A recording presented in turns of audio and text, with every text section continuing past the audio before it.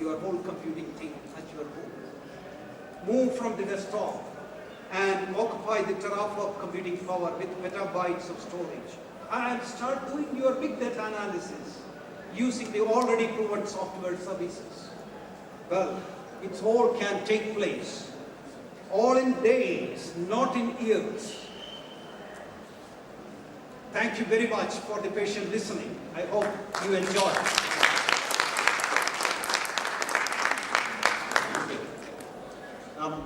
I'm aware of the time, but we can take one or two questions and later discussions and continue at break, lunchtime, I guess. Yeah. Any questions now? Yes, please. Thank you very much for your presentation. Actually, I would like to ask a question about the intelligence in the platform. What is the intelligence derivations now? We are talking about the intelligence systems inside the cloud computing system. We are talking about the operations that they do inside, which present actually how we reduce the complexity in the solutions part. So what's the new presentation? Because the diversity rise the complexity, the diversity. When we talk about the diversity in the parties of the cloud computing now, we know we are talking about complexity. And when we talk about complexity, we need to know how complexity raises and the scalability exactly in the cloud computing, because we need to find solutions for this. So what's the intelligence in this part? Absolutely. This is a good question, and it's relevant. We have already started. It's a flip-flop, I think. When you speak, I can't speak. So, fine. That is fine. Because we're talking about self-organized systems. Absolutely, absolutely. I have the first cognitive router patent in 2007, so I know the significance of it, how autonomous it should be. Of course, the question is that how much intelligence is incorporated into the intelligence in the artificial intelligence or in the normal way of definition of intelligence, the capable of observing and self-organizing or learning, and then will be able to create a feedback by which better stability, better achievement to the targets, and better resilience to noise can be created. But we have achieved it in the best way in the virtualization part, not at the other parts. But no, today, when the diagrams you have seen, it's so complex, and to observe them, to monitor them, to achieve the targets 100%, it requires actually other nodes and distributed intelligence to monitor them, control them, and create the feedback, stabilize them, make them resilient, make them more secure. That portion is still open. You can do wider research. But in virtualization, excellent work we have done. Probably you can see some of my papers in that. Thank you. Okay, thank you very much. We are actually behind the schedule. I'm sure personally I will be happy to take more questions at breaks, lunchtime, and further discussions. And I think we should move on. Thank you. Thank you very much.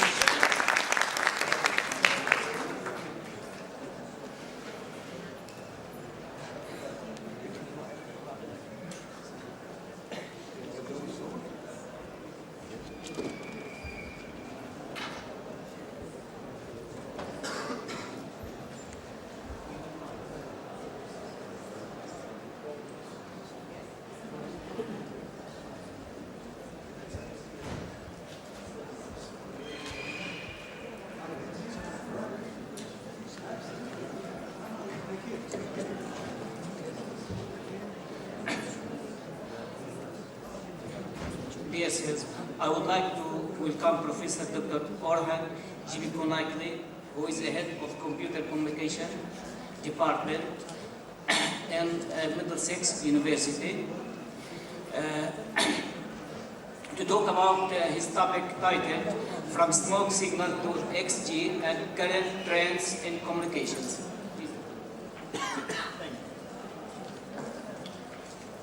Ladies and gentlemen, yes, I'll do a general talk on, is it telecom, is it IT, what can we separate it very more?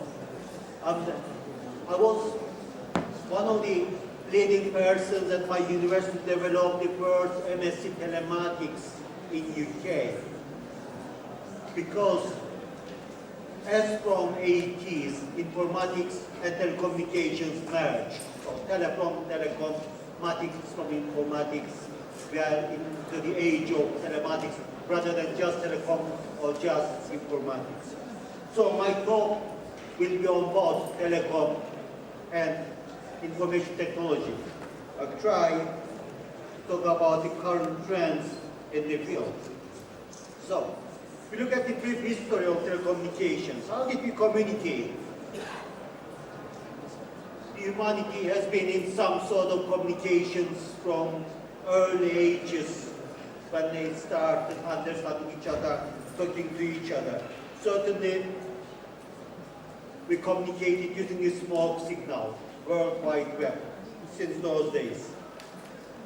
Of course, tam-tam, but usually in the form of a trunk, tree trunk, an empty one, using a couple of sticks to make yourself heard at a distance. But the pigeon certainly was widely used. Or the Pony Express. And there were interesting problems arise out of this that we won't have time to talk about. And then we started using paper, sort of paper, and ink. Then there was into the invention of Morse code, telegraph, using electrical signals to communicate, which brought us telecommunications, all wired communications. The invention of electromagnetic transmission was a revolution in communications. That's when wireless actually started, radio started. And of course, good old post office, still in use. Now everybody has at least one handheld terminal, a telephone, to communicate effectively. Satellites are widely used. In 1980s, my work was looking into spectral deficient modulation for satellite communications.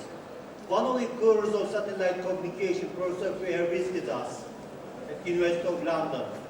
He said, unless you find new applications, new services, satellite communications has reached to saturation. It won't develop anymore. It's been another 25 years, if not more. Now, yes, there are new services, satellite communication still widely used and still developed. Over the years, we developed email, Gmail, Yahoo, and various other similar applications.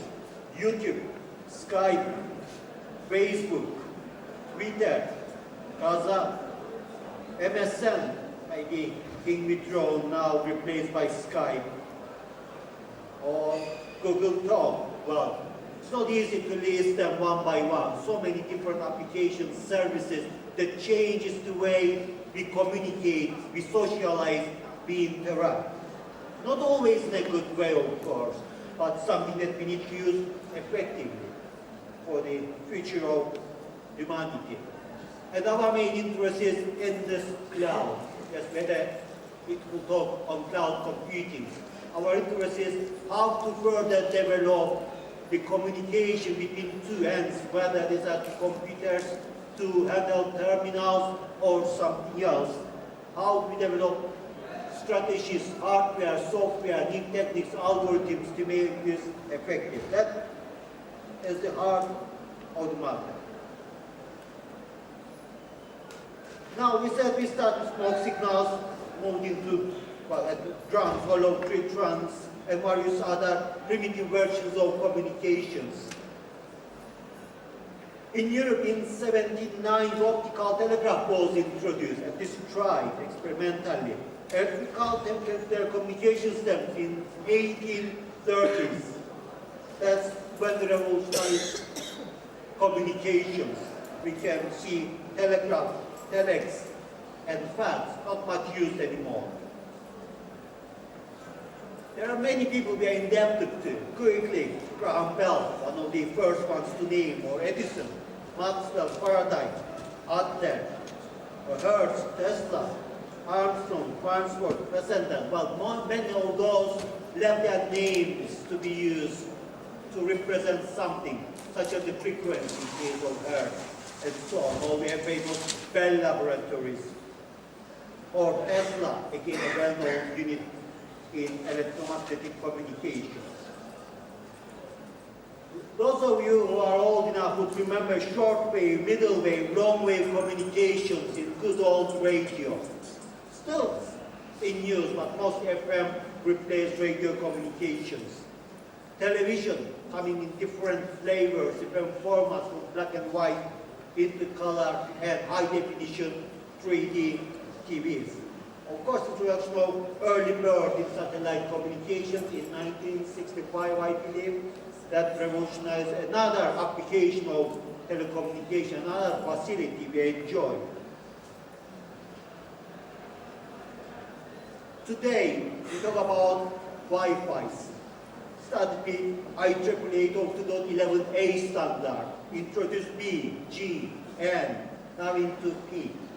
What does it change?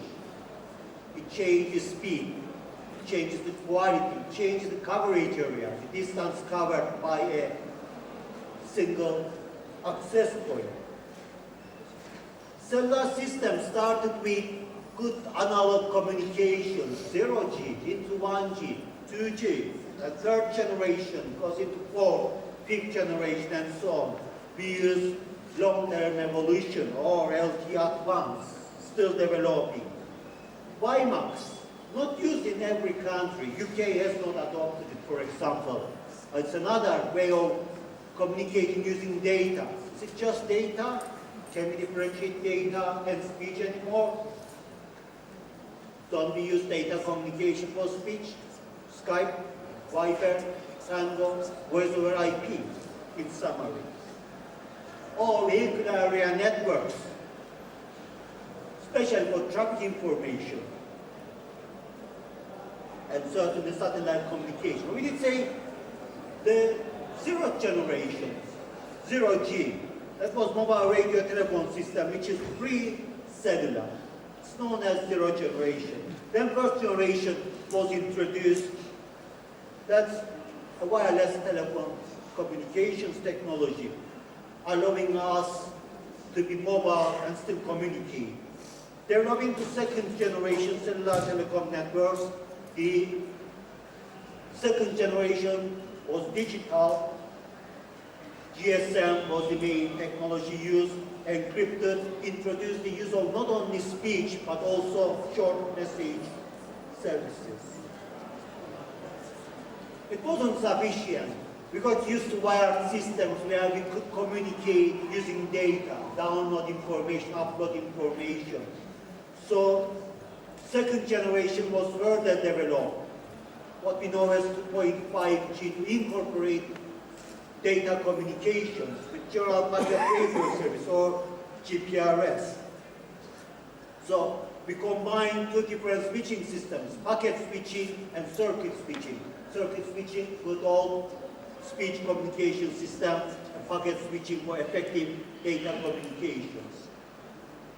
Then Edge was introduced to further enhance this functionality or enhance GPRS or International Mobile Telecommunications Single Carrier. So GSM standard were further developed. 8PSK was used as the main modulation scheme. Now we are into third generation. Most countries across the world do use some form of 3G systems. There are many application services in an all-mobile environment that we use with smart telephones. Certainly there's wide area wireless voice telephone we enjoy, mobile internet access, which is increasing in use day to day, video calls, and even mobile TV. It wasn't the end of XG development. We had high-speed packet access, HSPA, moved into HSPA+, even faster access, and long-term evolution. This is a standard in mobile network technology. We produced GSM, Edge, GPRS as the talked about, and building on top of it as a new project. What did fourth generation offer us? Certainly, speed is essential because the new application services being developed are bandwidth hungry. They want the speed. 100 megabit per second for high mobility communication, say, on a train or a car traveling, it becomes more difficult to communicate at high speeds. But 4G will offer 1 gigabit per second for low mobility. If you are on foot, walking, then it will be a lot higher, 10 times faster communication. Will it be sufficient? I guess in a few years' time, by 10 years' time, we'll be looking for faster communication. We're talking about comprehensive and secure all IP-based communications, packet switching, including speech, digitized, all wireless, using smartphones, further developed smartphones, facilities, ultra-broadband internet access at high speed, receiving high-definition stream data, or maybe 3D, video communications, gaming, and so on. And then 5G, that would mean pervasive or ubiquitous computing, always connected mobile services. This map, a bit old, but it shows the coverage of GSM across the world. Yes, different bandwidths, slightly different technology maybe, but covering the whole of the world. And this is a bit old, despite that GSM invaded the whole world. Now, we started with different technologies. In 1980s, 1990s, communication technologies differed from continent to continent. United States had different standards, Europe different, and Japan yet different. We needed to have bunks of multiplexers, demultiplexers at borders to make sure that we convert from one standard into another one as communication signals cross borders. Even the introduction of ISDN did not change that much. Still, Japan, USA, Europe were using different standards. Then different technologies evolved, independent of each other. But we have reached to an era that the technologies are merging. Standardization has to make sure that all technologies can communicate with each other effectively. Signals can be handed over from any technology to any other technology, especially mobility forces this. So, as we said, we started in 1G analog, moved into digital era, 2G, 3G LTE, going towards 4G. But on the other hand, we had wireless LANs. That emerged as well from 11A, B, G, and P. But now, these technologies are merging. Nowadays, we are using a wireless LAN for speech communications as well. Our smartphones will detect a wireless network, and we'll choose to use wireless networks because, first of all, it will be free, as some is paid every month, but then we have free access to it, and it will be faster. So these technologies, cellular, wireless, are certainly meeting each other. So handover between these different technologies is essential.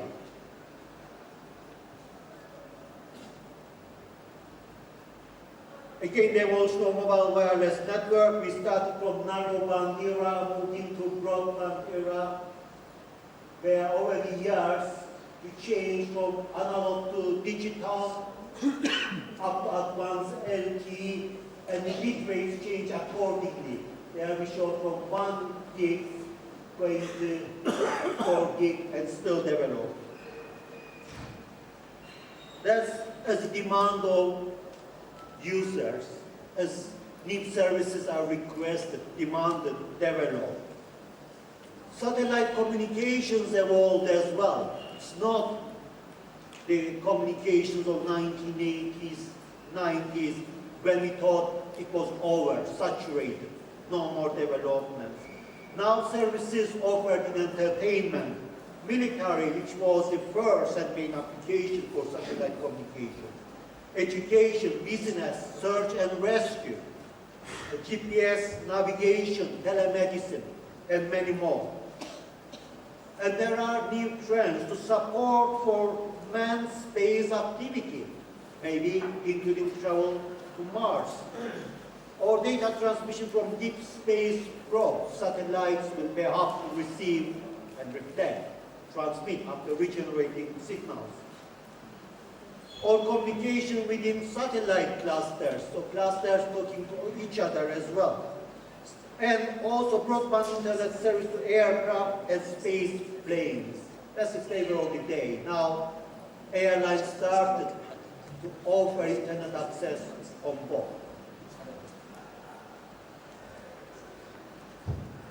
Data transmission from observation satellites. The resolution is increasing, quality is increasing, coverage is increasing. So data rate will be several gigabits per second in near future. For satellites, that's a huge number. The angular resolution of some satellites will be approximately 0.1 microradian. That corresponds to a resolution of several 10 centimeters on Earth.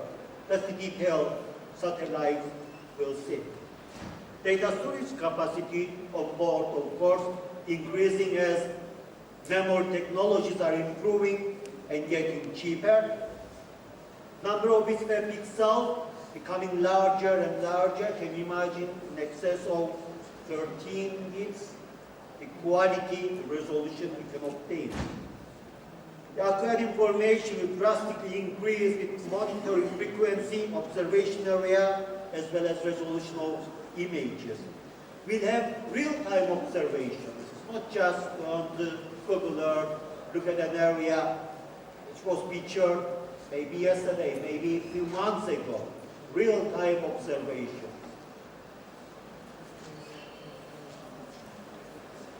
Systems are becoming increasingly IP-based. Now, any device you wish to communicate with may have an IP address. Not just telephones, not just computers, but even a cooker at home you may wish to control remotely. Or your refrigerator, you may wish to control what you have in stock, what you need to the shopping. Streaming video, YouTube is one of the best examples we can show. A voice over IP, internet telephony. Do we all use Skype, Tango, Viber? They are yet to conquer the world.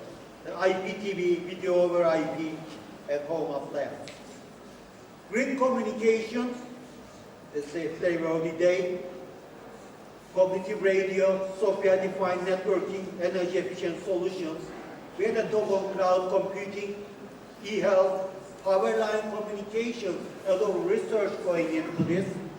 Smart grids, optical communications, satellite space, data storage, and improved quality service.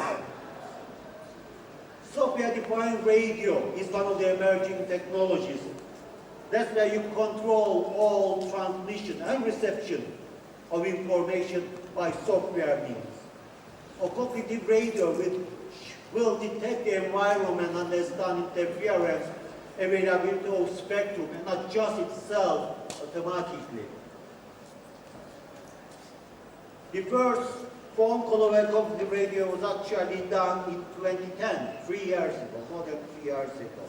So technology is being developed.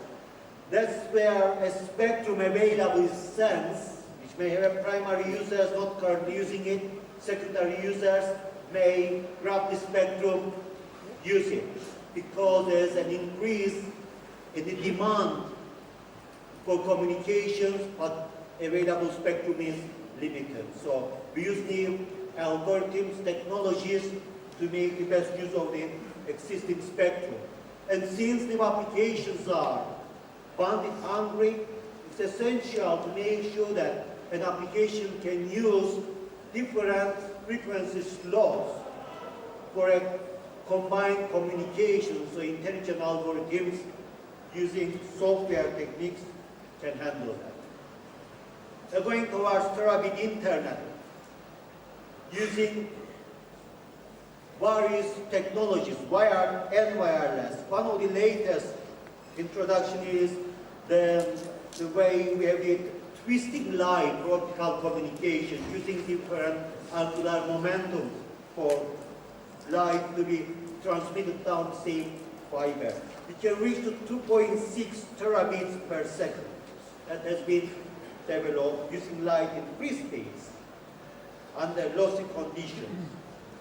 Telecommunications still developing in the market. The industry grew into 1.5 trillion global revenues in 2008, and 5 years later still growing, and that's despite the recession we are in. The ownership changed from public to private, from 1980s in fact, into current years. So we see it was mainly state-owned, and now state ownership reduced drastically and still changing.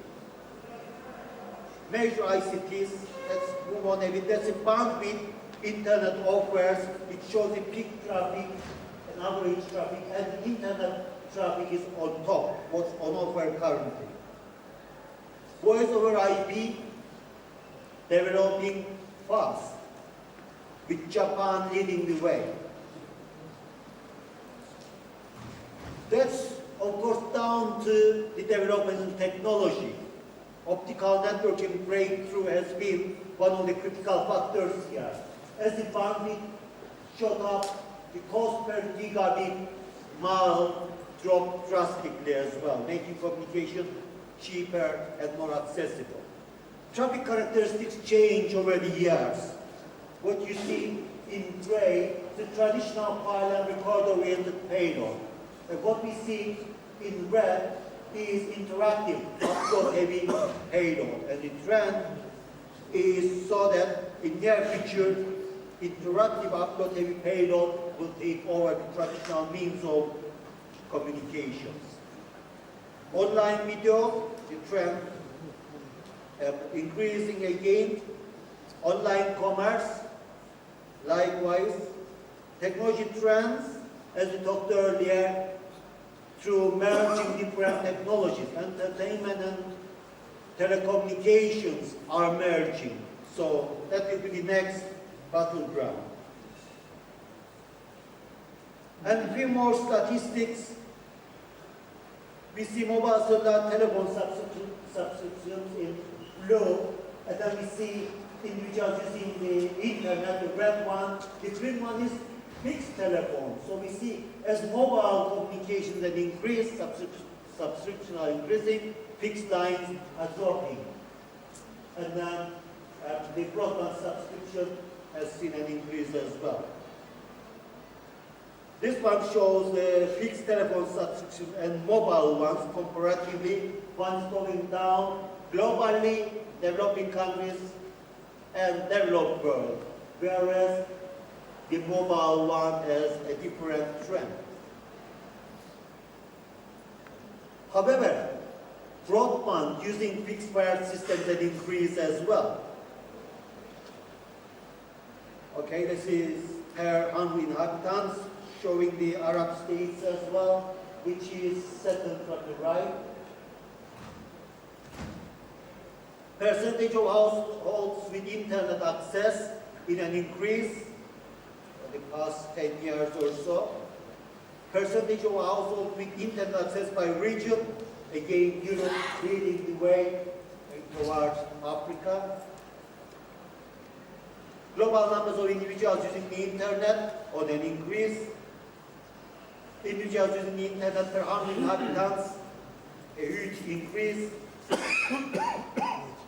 And the individuals using the internet by level of development, 2008 to 2013, interesting is to see that developing world is taking over in numbers. Technology is getting into developing world as well. That applies to mobile cellular subscriptions as well. It's changing from the developed world to developing one in numbers, of course, not in percentages yet. Okay, lots of statistics, but let's move on. Active mobile broadband subscription per 100 inhabitants, again at high levels and in an increase, sharp increase. So this is despite the global economic downturn. That's interesting. Many areas are backing down, many companies closing down, but telecom still growing. The drivers of growth is digital mobile content and applications we are hungry for, smartphones, new mobile devices, tablets, gaming consoles, and so on. The infrastructure is improving, changing, services growing. So we need to use spectrum more efficiently, and the technologies are in place to make that possible. So, before finishing, I wanted to say a few words on telecom research as well, without boring you with technical data. There's a lot going on: broadband wireless communications, new access methods, MIMO systems, multiple input, multiple output, new access techniques to make more efficient use of the available spectrum, and advanced DSP algorithms. Recent focus has been on LTE Advanced, with LTE femtocells being introduced with a small coverage area and a small number of users alone. The wireless networks are widely employed, and there is a lot of research going into risks, with emphasis on energy aspects, because energy is something that will run out quickly on a WSN mode. And so effective algorithm strategies are essential to keep them going, to get the maximum out of them, such as clustering them together, changing cluster heads, and so on. Heterogeneous networks, convergent technologies, and the research into this, interoperability, handover, are important research areas. Handover, the horizontal or vertical, and buffering voice calls. Okay, that demonstrates handover between similar technologies, what we call horizontal handover, say from a cell into another cell, say 3G system, or a vertical one between different technologies, from a wireless LAN to a cellular, into a cell. And the opposite direction, of course. Okay, so we developed some models to analyze the tandem system will resemble a WLAN and a cell. Calls going from one to the other one with feedback. It's a bit difficult to analyze this, model this, and solve, especially when you don't look at just the performance, but the performability, which means breakdowns and repairs are taken into account, because we deal with electronics, we deal with software. Failures are unavoidable. And of course, many parameters come into effect: original calls, handover calls, then some leaving the system, some handed over to another technology, some coming back from another technology, and so on. So a lot of effort is put into modeling such systems and calculating performability, not just performance. So we end up having not just one, two-dimensional stochastic systems, but three, four-dimensional ones. So new methods are introduced to do this, such as this hybrid cell solution approach we recently published, where we have many two-dimensional processes interacting with each other to solve particular problems. Very complicated state diagrams. Okay, and then that's what we have to deal with in our solution. Even further complication. Right, and finally, only one result I wanted to show from our research. This one shows the effect of data on voice. If you have a limited buffer to store data and buffer voice as well. It shows where you have a cost, which means you have to have voice block because of the presence of data. And that's between 0.5 localization and 0.7 localization. Okay. I think that's all I have time for. I'll sum up and finish. We looked at communications, which is a necessity of human race. Look at how it evolved over the years from smoke signals into today's cellular systems, XG systems, technologies for data, voice, video, multimedia, the growth of the field and research, how fascinating it can be, how solutions can be found. And of course, as emphasized earlier, security is one of the concerns. Thank you. Thank you, Dr. Orhan Jibikonakli. Now, any questions, please?